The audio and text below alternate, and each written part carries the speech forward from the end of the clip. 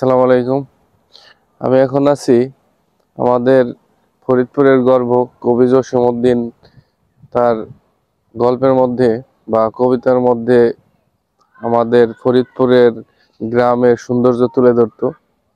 ঠিক তেমনি তার ভাইয়ের শ্বশুর বাড়ি ছিল রসুলপুরে, তা শিবরামপুরের পার্শ্ববর্তী এলাকা।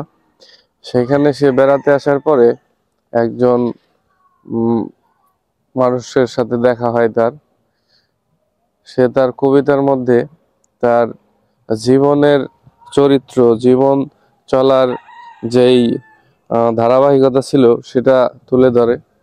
তার বিখ্যাত একটা কবিতা ছিল আসমানি।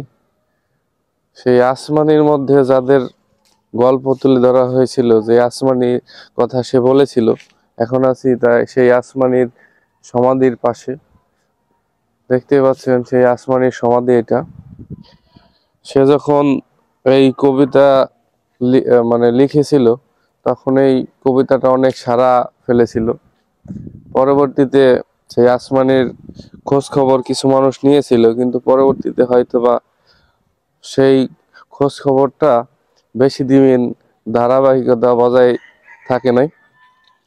এরপরেও সে মারা যাওয়ার পরে তার সমাধিটা একটু নান্দনিক করার জন্য বেশ কিছু গুণী মানুষ সাহায্য করেছিল।